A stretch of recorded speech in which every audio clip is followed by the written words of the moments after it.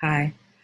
I'd like to begin by extending my condolences to friends and families for the lives lost due to COVID-19 and giving my gratitude to our doctors, nurses, hospital staff, the people who work in grocery stores, sanitation, transit, the post office, all of our essential workers, even though they may not have known they were essential until now and probably still aren't paid as if they are. I'd like to thank the Ad Club for having me. Some of what I share may make you uncomfortable, but the theme is eyes wide open, so that shouldn't be a surprise, right? Three things. I'm going to swear. I'm actually partially powered by swears and hugs, which makes social distancing a challenge. Second, you're going to hear the birds from time to time. I've taken to feeding them now, and I'm secretly building a bird army. You will know it's complete when a cardinal arrives at your home with a note. And third, my downstairs neighbors live like bears with furniture. You may hear doors slammed at high velocities for no apparent reason. These things are beyond my control. Much of what's happening feels like that. As a TV director, when I'm on set, I'm constantly choosing to focus on what I can control. I'm constantly choosing to be optimistic. These days, it's a difficult choice. I used to think nothing would ever work out. I convinced myself when things didn't, it was fine because I was already prepared for everything to suck. If something good happened, great. But if I thought worst case scenario, I wouldn't have far to fall when the worst happened, right? Some background. I was born in Roxbury to a badass single mother who worked two jobs and went to night school and probably wouldn't appreciate me calling her a badass. We were on welfare. I was the youngest latchkey kid, so I spent a lot of time schooling stuffed animals, doing commercials in the bathroom mirror. I told myself I was going to write the next great American novel. In junior high, my art teacher gave us an assignment to make a print ad. I made three. They were for Elmer's glue pancake mix, sticks to your ribs. My teacher said, these are great. You could work in advertising. They make like $40,000 a year. I knew authors didn't make much, so I decided I was going to work in advertising during the day and write the great American novel at night. Now I'm skipping over some stuff that I don't usually mention when I tell this part of my story that, if I'm being blunt, I think about a lot these days. I was bused to schools in the suburbs, one of 21 Black students amongst thousands of white students. Did I get called the N-word? Yeah, I did. Did white students dress up as slaves for Halloween in blackface with chains without any repercussions? Yeah, annually. I can't control that, right? I witnessed it, pushed it down, pressed on. I found Hill Holiday at a job fair. I thought it was a travel agency. I became a secretary in the media department. Day one, my boss asked me what I wanted to do. I told her I wanted to be a copywriter. When a job became available a year later, she gave me a great recommendation. I worked my way up to junior copywriter in 2 years, and I went to a couple of other Boston agencies before I moved to New York. Some more behind the scenes. In my 10 plus years employed full-time at ad agencies that had a maximum of 300 or more employees, I was only one of 3 Black people. At one agency, the only other Black person was a janitor. I was often asked his whereabouts and if we were related. Pressed it down, pushed on. I started writing my first film script because my 16-year-old niece had lost several friends to violence, and I wanted to help and decided a movie was the best way. I'd never made one before, but I had books, and my art director and the producer at my old Boston agency wanted in, and almost everyone I had worked with in advertising agreed to help in some way. So I worked at the New York agency in New York during the day. I wrote the script at night. I took the train to Boston on the weekends to cast and prep. Our film, Black and White and Red All Over, was made for just under $100,000. It was selected from over 800 to premiere in competition at the Sundance Film Festival. The late Roger Ebert called it remarkable. Some more behind the scenes. During a Q&A in Salt Lake City, a white woman in the balcony told us we didn't know anything about what was going on in the inner city because we were white. I explained that perhaps because she was so far away, and also Utah, maybe she didn't recognize that we were light-skinned Black people. Pressing it down, moving on. Lift was my second feature film. It starred a young Kerry Washington, also premiered in competition at Sundance, was bought by the Showtime network. We developed it at the Sundance Labs. Some behind the scenes here. While in a meeting, a prominent white screenwriter tried to convince me that the boyfriend in Lift shouldn't be a pothead, he should be a crackhead. That was, in his words, the bigger, better choice. He should be a crackhead and wreck the lead character's life. He said that made more sense. Yeah. After Lift, I directed more commercials. I'm up to about 70 now. I freelanced, I continued to write, and then Ava DuVernay slipped into my DMs. She was putting the writer's room together for her TV series, Queen Sugar. We kept in touch. A year later, I was offered an episode of the show to direct. Ava had decided after she created the series, she was only going to hire female directors because the number of them was so low. Specifically, she hired female directors who had never directed for TV before. That's what she could control and wanted to change. So she did that for me and 40 or so other female directors who still work in television thanks to her. I directed 2 episodes, and then she asked me to be producing director of season 3. What I learned those 6 months, I apply not only to every other directing and producing job I've ever had, but to life. I'll share. First, some TV production facts. Most TV shows pre-COVID-19 were a 12-hour day, start to finish, including a 1-hour lunch. That doesn't include travel time to set. My job as a producer and a director especially is to make the day, do the allotted work in the allowed time frame. As a producing director, I usually worked an 18-hour day between producing, reading scripts, watching cuts, mentoring each director, communicating with department heads, being responsible for the look and the vision of the show from episode to episode, making sure the writer's vision is represented, anticipating and managing any actors' concerns and issues, and then directing, in this case, 3 episodes myself. Number 1, everything is about energy. The energy and attitude I'm bringing to the situation. If I decide things aren't going well, guess what? And the cast and crew can feel that. I choose to be excited and grateful and optimistic, and everyone feeds off it. Number 2, it's better to share. Coming from an advertising background, there can be competition in-house. I had to lose that. My first producing director before I became one gave me websites she used for reference, research, shot lists, everything. It brought me up. It brought the whole tone and tenor of the production up. There is no competition. Number 3, over-communicate. Technically, on every show, you need to start filming within 1 hour of call time. If you're not, the producer shows up. Not good. An average budget for an episode could be anywhere conservatively from 4 to 20 million. Time is money. Make sure everyone is on the same page. You can't keep things to yourself. That's not how you make your day. Now add special effects, like when I worked on Station 19 and direct a scene where in rehearsal, we started with 50 tons of explosives. Everyone needs to know what's happening. That was the day I thought my eyebrows got burned off, and so we went with less explosives on that stunt. Learn people's names. It's a sign of respect. It says you see them. A crew could be 160 people. I know about 100 names. I can't do what the gaffer does. I don't know the names of everything in the grip truck, but I know the names of just about everyone in those departments. I can talk to them, communicate clearly what I want while stopping to listen to what ideas they have. How can we make this better? How can we make the day? So I think in every situation, what can I do? What am I contributing? How am I helping us move forward in the situation? Is this delay or disagreement about me?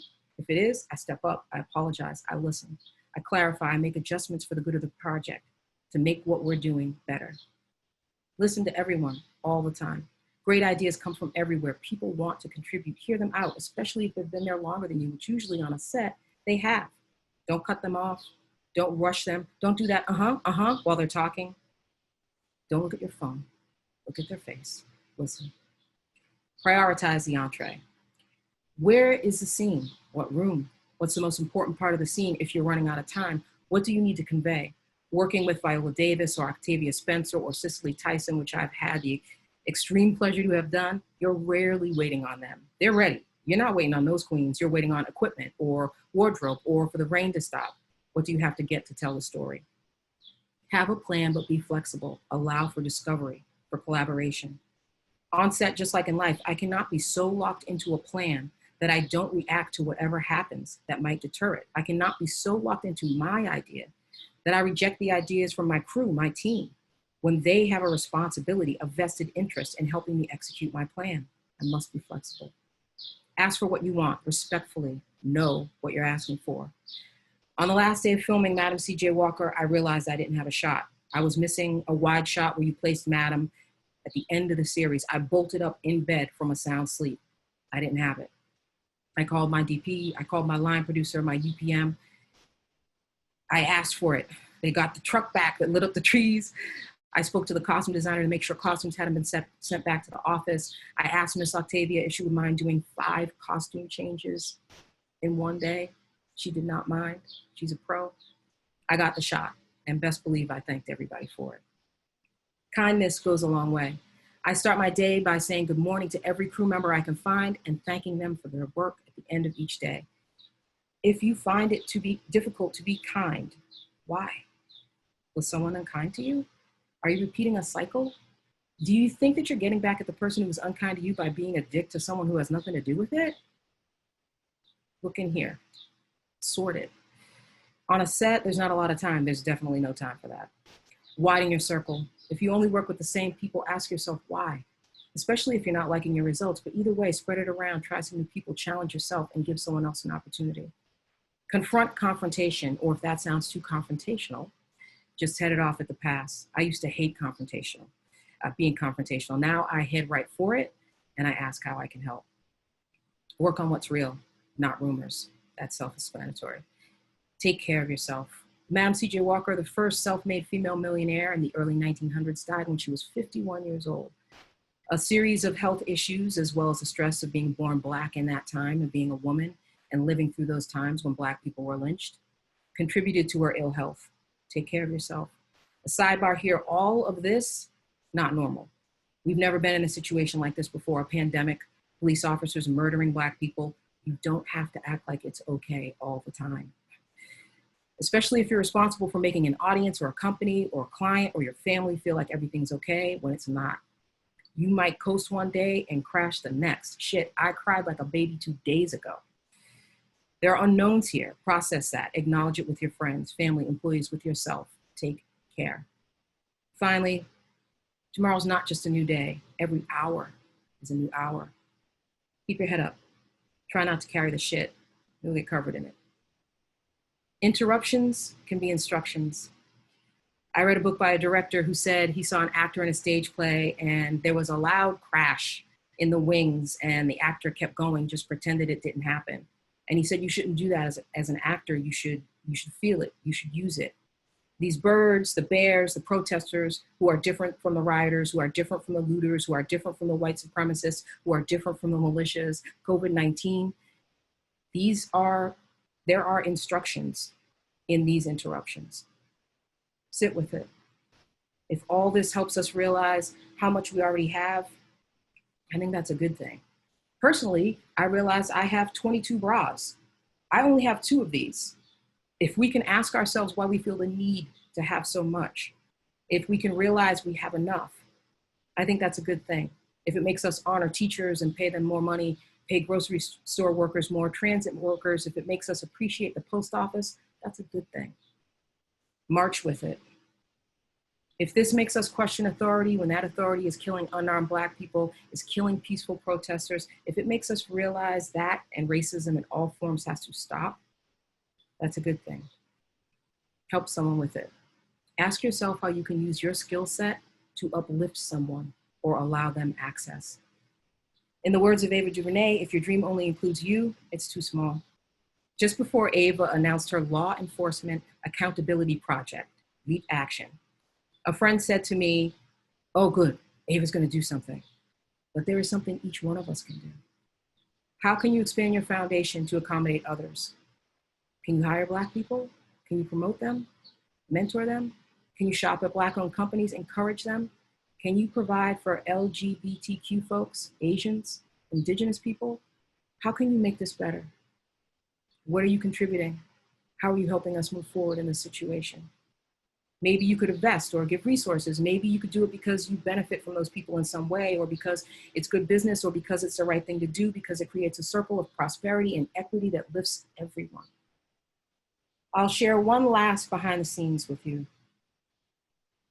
I was on my way to Trader Joe's in Brookline when a white police officer stuck his hand out and told me to stop right there. It was 1 o'clock in the afternoon, bright, sunny summer day. He didn't tell me why he was detaining me. He had one hand stretched towards me, the other hand on his gun in its holster. People walking by stared, kept walking. The only way I was able to figure out what was happening is from his police radio. That's how I knew, quoting dispatch and adding insult to injury, the Latino woman stole something from the consignment shop 2 blocks away. Never mind that I was walking towards the consignment shop. Never mind that she was wearing a yellow tank top and my tank top was heather gray with thin yellow stripes. The officer looked me up and down and then, okay, you can go. How lucky was I that no other police cars pulled up? How lucky was I that he didn't have an overzealous partner? This was 2 years before Ava reached out to me and changed the course of my career, my life. That experience, all of these experiences are at the core of my successes. But I can't witness this, push it down, and press on anymore. I wanted to share them with you because this is something I can control. I can explain that the fight out there is your fight too. And if you knowing me or wanting to know me helps you understand that this bullshit happens all the time, maybe you stand with someone who looks like me if you see any of this happening to them. Maybe you'll watch just long enough to make sure that someone who looks like me survives the day. I'm still here. To me, that means I still have work to do. So, like a friend says, I'll do it with joy because if I do it with joy, I'll never regret it. I will do it in honor of the Black men and women and children who have been murdered by the police, the 11 protesters who have been killed recently, and the 5 Black men who have recently been lynched. I can control my thoughts, and I am choosing to focus on new ways to rebuild. I am thinking best case scenario. I am choosing to believe that there is good and good people who have wonderful intentions who can and will make a difference in this country, in our world, in our lifetime. I am optimistic that you are one of them. Thank you.